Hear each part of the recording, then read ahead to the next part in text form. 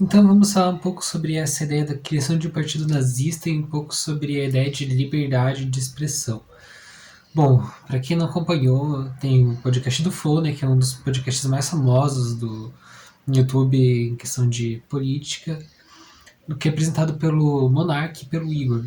E numa entrevista que teve antes de ontem, né, na terça-feira, estavam sendo entrevistados a Tabata Amaral e o Kim Kataguiri, né, os deputados federais.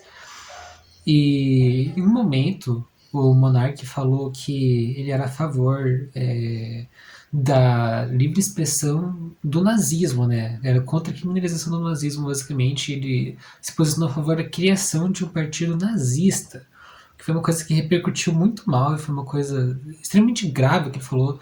E o Kim Kataguiri concordou, endossou o que ele falou, né? O Kim Kataguiri falou que ele achava que a Alemanha tinha errado ao criminalizar o nazismo.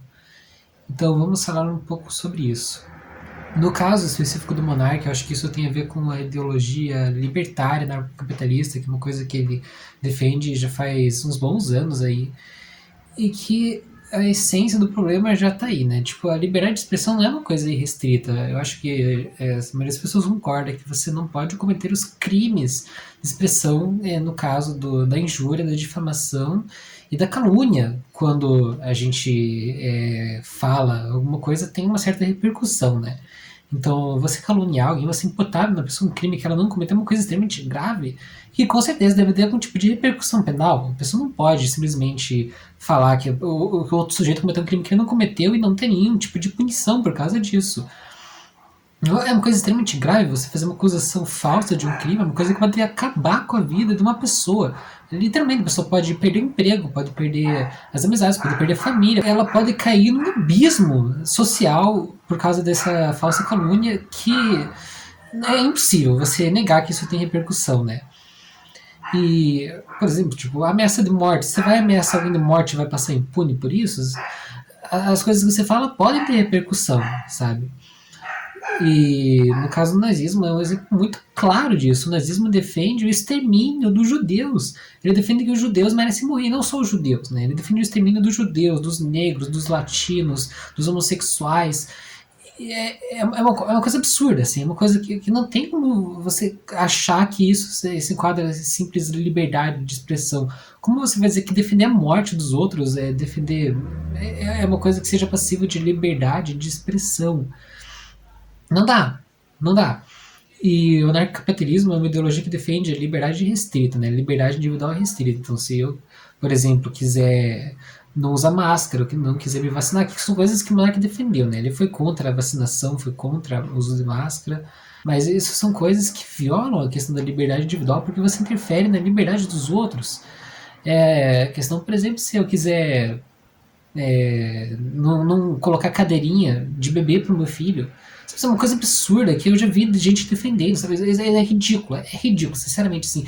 Se um pai defende que ele não é obrigado a usar cadeirinha pro bebê dele, pro filho criança dele, esse cara é um criminoso, é um péssimo pai que coloca a ideologia dele acima da vida do filho. Sério, uma pessoa que defende isso é ridículo, é ridículo.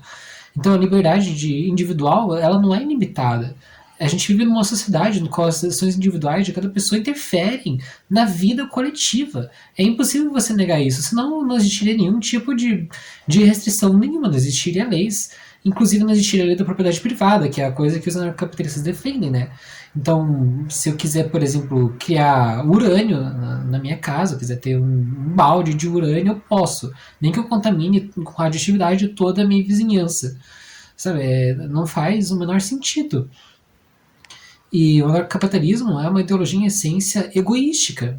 Nos anarcocapitalistas clássicos, né, o Rothbard, o Mises, eles defendiam que basicamente uma pessoa pobre não deveria ter direito à saúde, não deveria ter direito à educação, porque ela não tem dinheiro para pagar. Isso é puro egoísmo.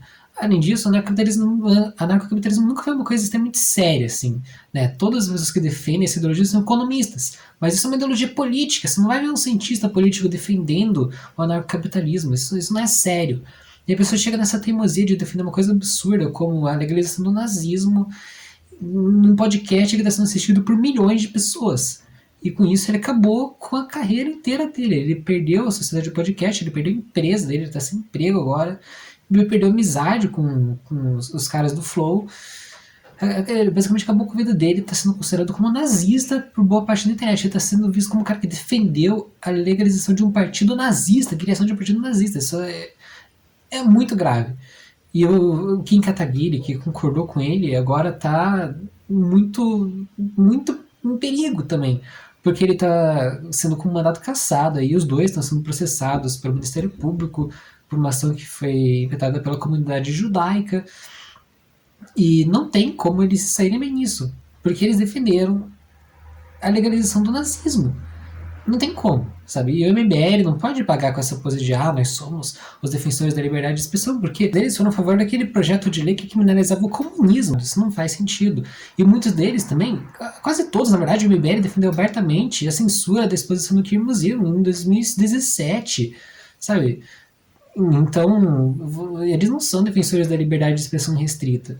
Eles são pessoas que já vieram propagando a teoria da conspiração, assim como boa parte da direita, de que o nazismo é de esquerda, que é um debate que só existe por leigos, assim, fora da academia científica, porque nenhum acadêmico vai defender uma ideia absurda dessas que o nazismo é de esquerda. Os próprios neonazistas se intitulam como de direita. E é muito preocupante essa questão do neonazismo. O neonazismo crescia em 8% até 2018 e desde então ele vem crescendo em 80% ao ano. É muita coisa. 10 vezes mais. O neonazismo vem crescendo 80% ao ano. De 2018 até aqui, até 2021, na verdade, crescendo 270%.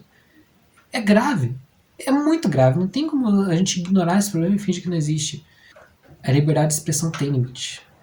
Legalmente, a gente tem leis, né, como eu falei da calúnia, da injúria, da difamação, mas a gente também tem leis contra machismo, contra racismo, contra homofobia, contra intolerância religiosa, porque são coisas que não podem passar pela nossa sociedade. A gente não pode deixar que as pessoas sejam racistas ou propaguem o racismo, né?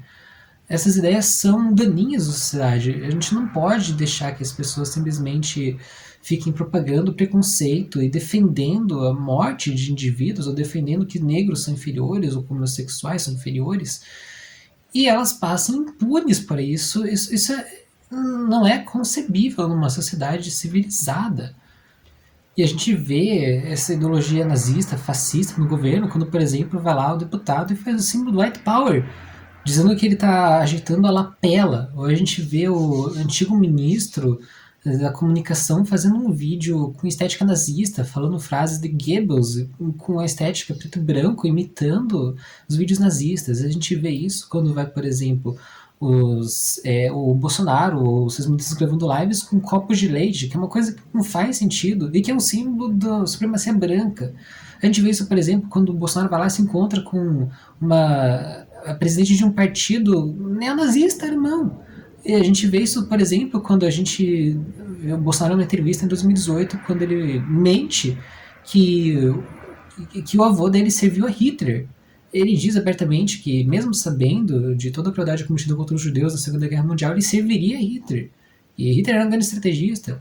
Ele falou que o avô dele serviu a Alemanha na Segunda Guerra Mundial e perdeu um braço. Sabe, é mentira. O avô dele nasceu no Brasil, viveu no Brasil. E morreu com os 2 braços. Enfim, é triste. É muito triste. Eu vou ficando por aqui. Um abraço. E até mais.